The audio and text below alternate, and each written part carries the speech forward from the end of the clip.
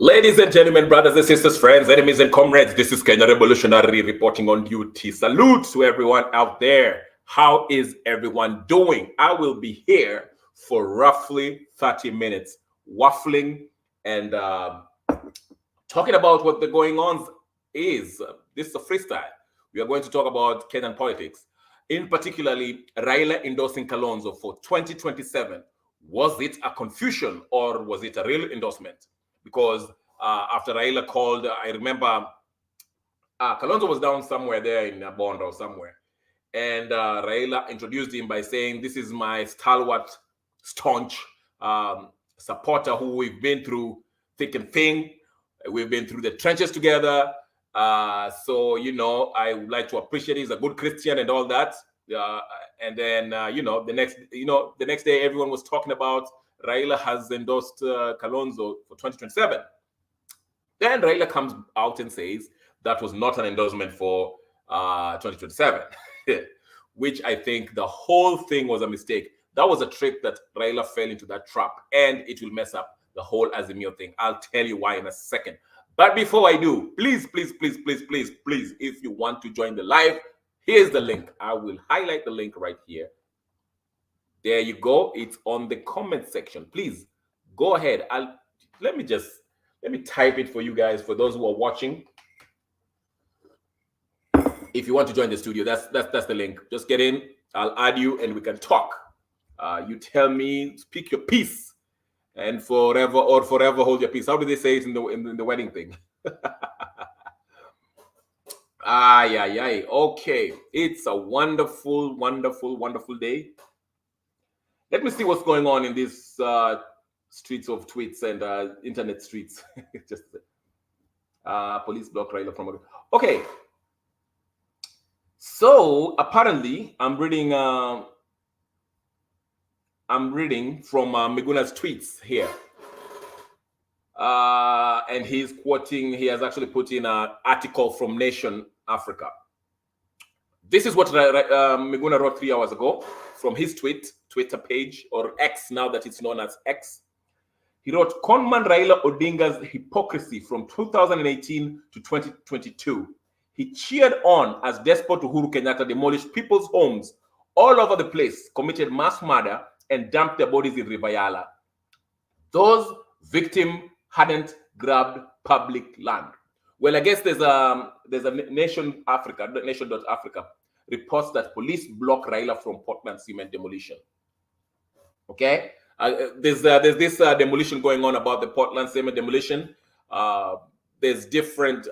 I'm doing my homework on it. I don't want to comment because what I get from the issue is that the land that these buildings were built on were being disputed in court. Okay, but someone somewhere sold some people some land in that same area, in that same whatever land, piece of land, and these guys built their houses, lived there for a while. Then the Portland cement demolition was like, "Hey, listen, what are you doing over here?" And apparently some of these guys were warned. Okay, so the government stepped in and said, "Hey," because the Portland people said, "Hey, listen, this is illegal. This land is in dispute first of all. So if a land is in dispute, nothing should happen to it. It cannot be sold. You cannot build upon it. It just stays like that as it is." Okay, but Kenya being Kenya, watu wa ujanja, they went ahead and did that, and conned some people, and people build up whatever. So these guys are showing up with their title deeds saying, "Hey, we got this land fair and square. I mean, what's going on over here?" But the government is stepping in and demolishing these houses down, saying this land cannot, you cannot stay here because this land is still under dispute in courts. So that's what's essentially what's happening. Of course, we can argue of how humane the process is, because if someone was duped into buying land and building upon this land, if they honestly didn't know, how should the government deal with that issue? Should they just go in and demolish these houses, or just compensate them, or what are they supposed to do? But again, this is also a good lesson. I know the land grabbing issue in Kenya is out of hand. It is out of order. But before you buy a piece of land, please do your homework.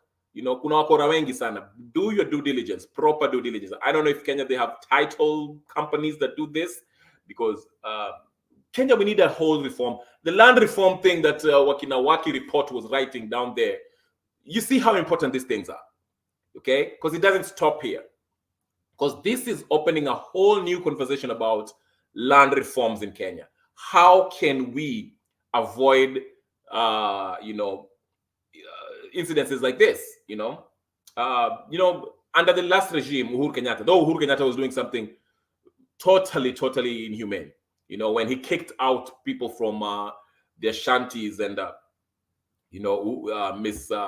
land was grabbed by Uhuru Kenyatta and the family, Kenyatta family, And actually, there was a time when there were people in back in 2007, 2008, 2009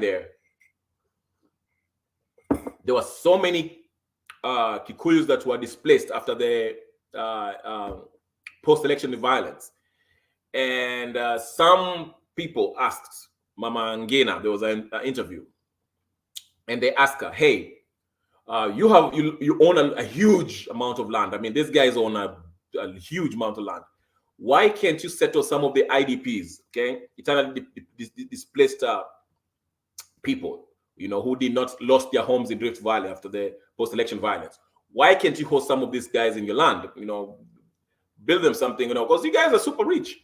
And Uhuru Kenyatta, what's her name? Uhuru Kenyatta's mother, Mama Ngina. Is it Margaret Kenyatta? Whatever her name is. She avoided the question. Actually, she just told the whatever to basically fuck off.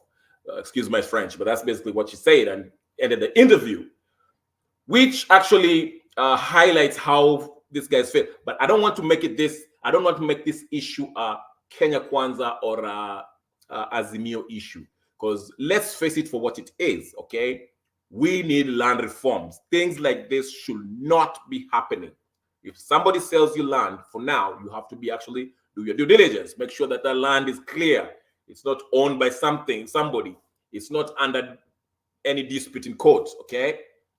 That's something that we can do. But back to this tweet. Again, I will read it one more time from Dr. Miguna. If you are on Twitter, go to Dr. Miguna's tweets from today, 3 hours ago, 3 hours from now. So I don't know when you're going to watch this, but it's there, where he says, again, conman Raila Odinga's hypocrisy from 2018 to 2022. He cheered on as Despot Kenyatta demolished people's homes all over the place, committed mass murder, and dumped their bodies in Rivayala. Those victims hadn't grabbed public land. So basically, Miguna is saying, Raila Odinga, you can't be out here trying to act like you are standing up for those people whose houses are being demolished. And this is true. Raila Odinga, you lost your credibility in 2017. I hate to say that.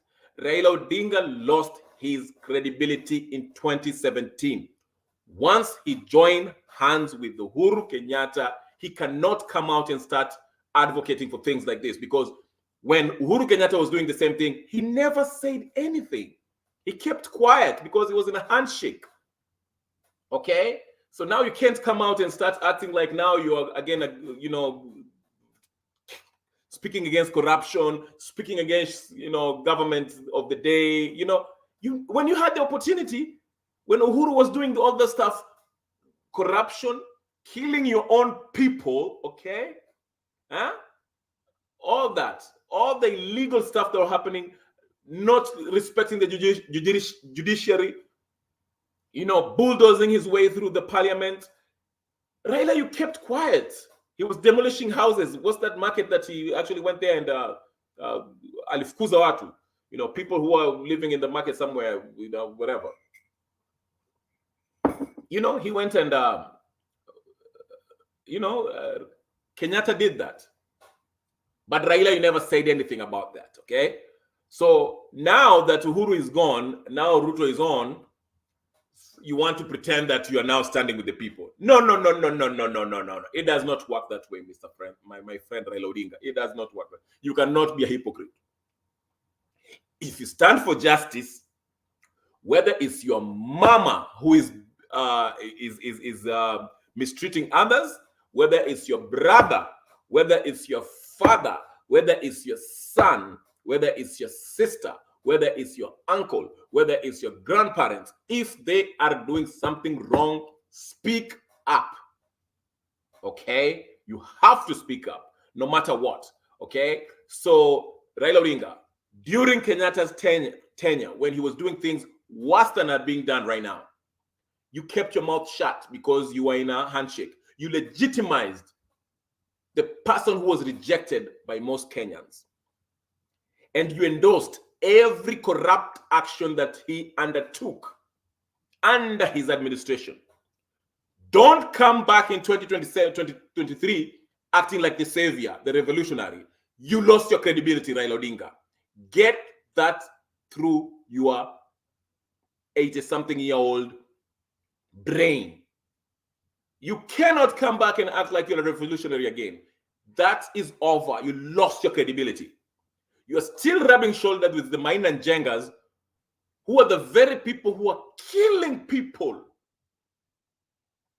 in Nyanza province, Yala, Naivasha, Nakuru. You cannot act like now you want to stand up for these folks. No. While you are rubbing shoulders with the people who are murderers, mass murderers, people who committed serious crimes against humanity, atrocities against your own people, not even other people, your own people, Raila Odinga. So you can't come in 2023 and act like you care about those people in whatever, who houses are being demolished. You cannot. No. You are tumekata. We have refused. Raila Odinga, we have refused. Anyway, going back to the topic, Kalonzo Musyoka, was he endorsed by Raila Odinga? Well, apparently not, because Raila Odinga came back and said, no, I didn't. That was not an endorsement. Now, this looks bad for Kalonzo Musyoka because, to be honest with you, I don't see Kalonzo Musyoka staying till 2027 if this continues. Because if Raila runs in 2027, we all know this Azimio folks are in shambles right now. Martha Karua is one quarrel away from stepping out of Azimio. He's already forming his own thing in Rift Valley. Not Rift Valley, Central Province. Okay, because she has smelled the coffee. She knows what's coming. There are going to be mass exodus from Azimio. Raila knows this. And Raila will have a handshake with Ruto. He knows Azimio's ship is sinking, and his only best bet is to join Ruto. Ruto also knows this. That's why they want to push for this constitutional change. That's why that talks is relevant, okay? But in order to do that, they have to create a crisis. Remember, every time there was a constitutional change, there had to be crisis before. 2007, after the post-election violence, where people rejected Kibaki, and Kibaki swore himself in at midnight when Kivuitu announced the results, okay?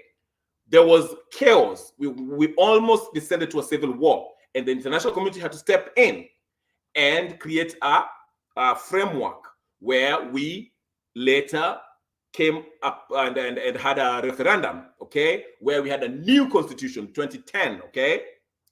Then 2017, okay, after Uhuru Kenyatta tried to impose himself on Kenyans, okay, what happened, right? Who stopped it?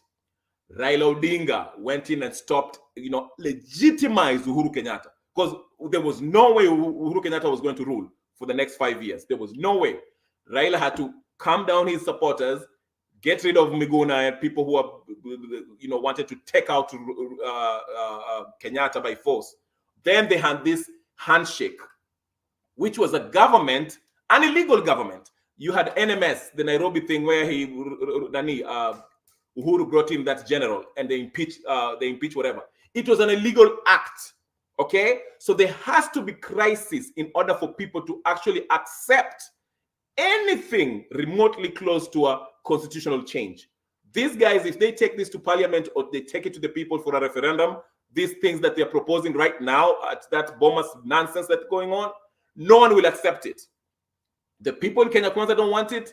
The people from Azimio don't want it, okay? For different reasons.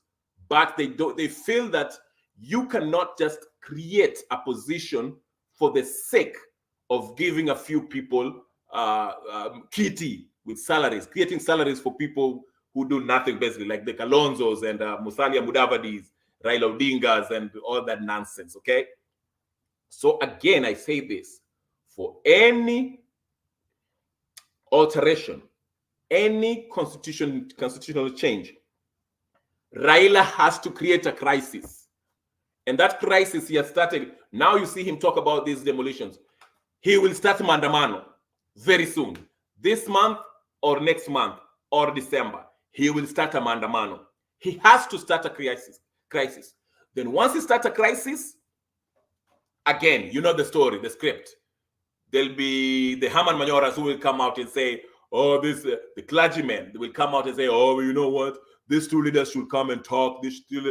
Then they shall say, hey, listen, there was that talks that we had, and we reached an agreement on some things.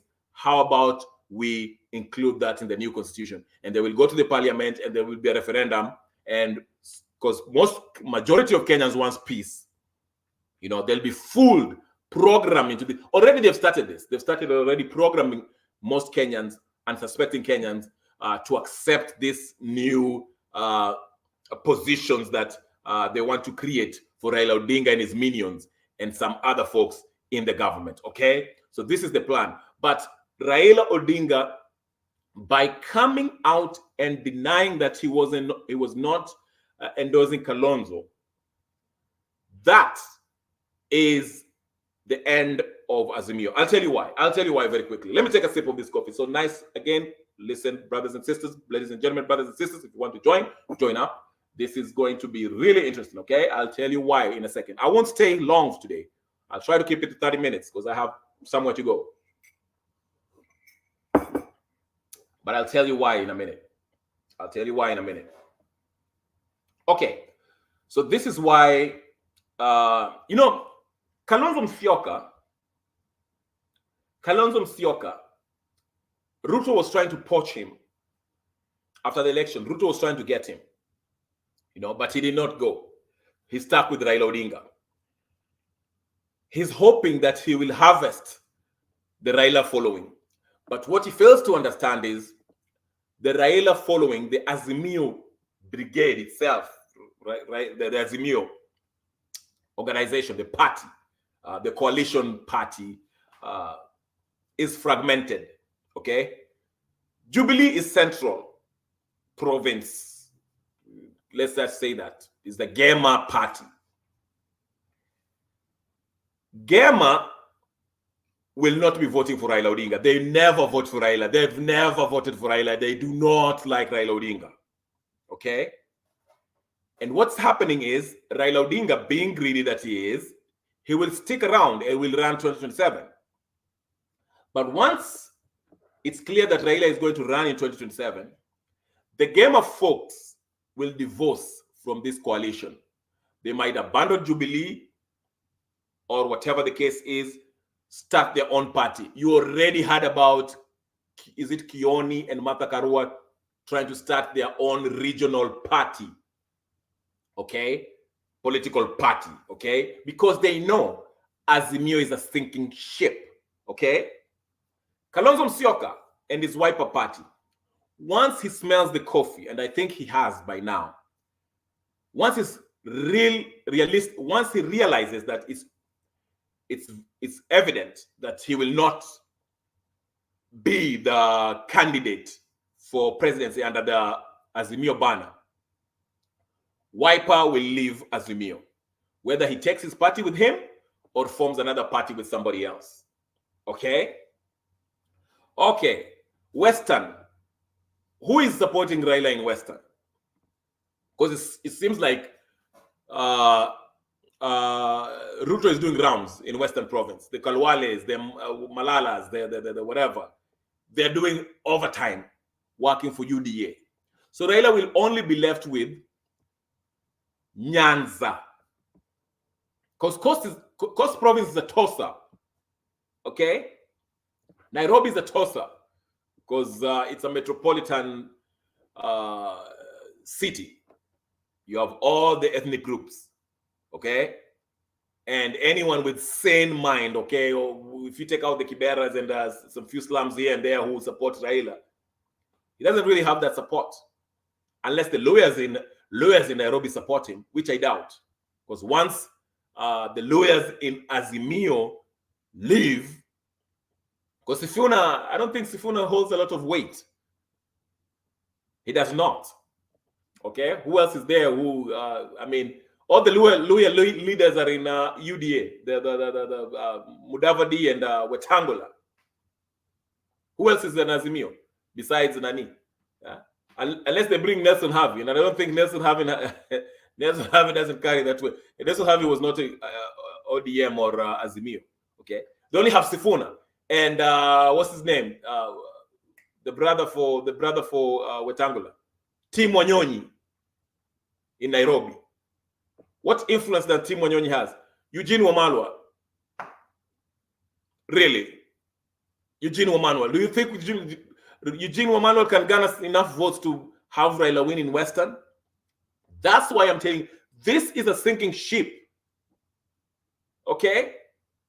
And it will start sinking. It will be more evident once we approach 2027. Because these guys are looking at themselves and are thinking, you know what? What's my best bet? Kalonzo's best bet is not sticking with Raila. It's not. Raila is not giving up Azimio anytime soon. He has to have that drag. Raila likes it when he's out there and people are screaming, Baba, Baba, Baba, Baba, Baba, help us, Baba. Well, they want people to depend. He wants people to depend on him, to look at him as he's the savior. So he cannot sacrifice that and go in the background and be quiet. He likes attention. He's an attention whore. He cannot leave that. So don't expect Raila Odinga to quit. He is going to be in the ballot in 2027. And if he can help it, he'll be there in 2032. I'm telling you. I'm telling you. In 2032, he's probably, if he's alive, he will endorse his son, his daughter, Winnie.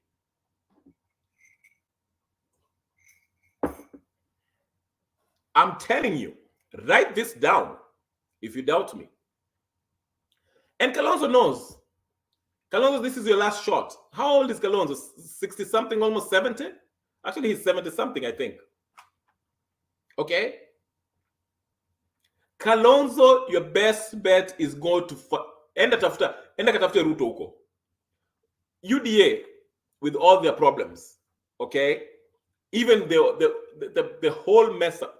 They're messing the country so bad, but this is how Azimio is even bad, worse. Even though this UDA government is messing up Kenya so bad, they're still preferred to Azimio. That's how bad Azimio. That's how bad Azimio is. You know, if we had a real functioning opposition, in Kenya, this UDA Kenya Kwanza faction will have been sent home by now. There will be an impeachment.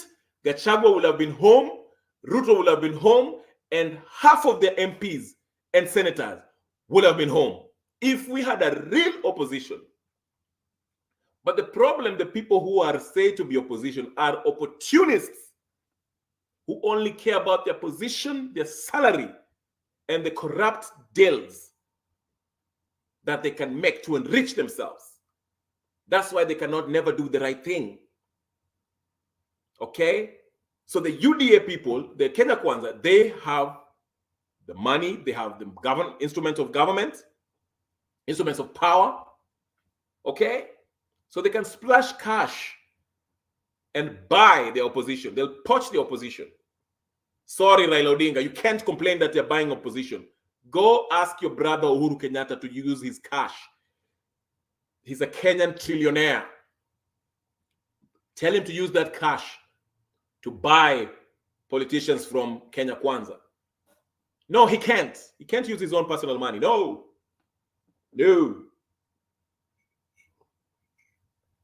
And like I said, Raila Odinga, I know it's very hard for you to understand this, but once you shook hands with Uhuru Kenyatta in 2017, your credibility as a revolutionary went out of the window. It was over for you. Ladies and gentlemen, brothers and sisters, friends, enemies, and comrades, I got 5 minutes left. If you want to get in right now. If you can't, that's fine. I want to wrap this up. I said I will not be here for long because I have things to do today. I wish I could stay for an hour, but I only have 5 minutes left. So what I would say is this. This whole Raila endorsing Kalonzo for 2027, this confusion made Raila to show his hands.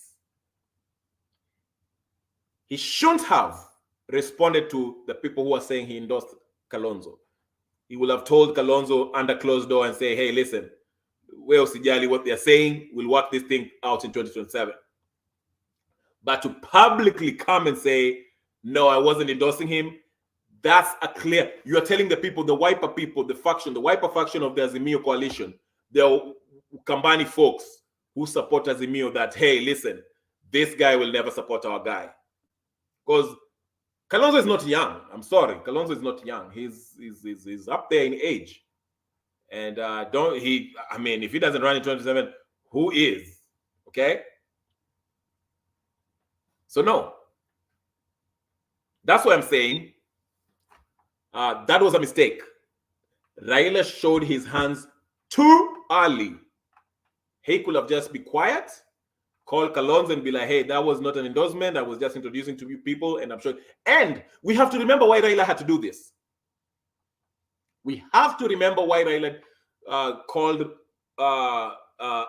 Kalonzo on stage and said, hey, this is a guy who has been standing side by side with me. He's a good Christian, which is not a Christian. He's just a pretender like most of them. But anyway, the reason why Raila did this, because remember the previous day, yeah, Ruto, I'm telling you, Ruto is playing these guys like a fiddle. Politically, listen, and I'm not a Ruto fan, but I'll tell you this. Politically, Ruto is playing these Azimio folks like kids. Previous day, he said, remember when he was by the roadside and he said, Sasa Kalonzo, munafikiri anaweza basically saying, you think Kalonzo is not my equal politically. Basically, that's what he was saying. He's right. If Raila is the guy who's the guy on the Azimio side, and he defeated Raila Odinga, what's the credit? What's Musyoka's credentials? Tell me what Kalonzo Musyoka has ever done for Kenyans. What? Besides Peter Katikati and Psychophancy, from Moi days to Uhuru days to Kibaki days, and now Raila. And very soon he will join Ruto too. I won't be surprised if he joins Ruto. What has Kalonzo Musyoka actually done for Kenyans? Besides following people Katikati, the opportunist coward like that he is, just like his friend Raila Odinga. But anyway, the reason why he had to do that is because Ruto ridiculed Kalonzo Musyoka the previous day. And even the previous week when Hassan went viral when he said that, Kalonzo Musyoka, you will never be the president of Kenya. And people made fun of Kalonzo. Kalonzo is the the joke, the biggest joke in Kenyan politics. He's the guy who nobody takes seriously. But he has always brought his 2 votes to Azimio. So Raila wanted to solidify that because if you look at Azimio, no one is left in Azimio. The Kionis, the Martha Karuas, those are people are just hanging out there. They're waiting for the right time. They will leave Azimio. Write that down. You can take that to the bank. Martha Karua and Kioni will leave Azimio soon. Wacha tuendelee tuangalie vile inaenda. Okay? And Kalonzo Musyoka, use your eyes, use your ears, use your senses. You're not going to be the candidate in 2027. It's been 30 minutes, ladies and gentlemen, brothers and sisters, friends, enemies, and comrades. If you haven't subscribed to my channel, go and find me on YouTube. My name is Kenya Revolutionary. Subscribe, share, like, comment. Tell me what you think.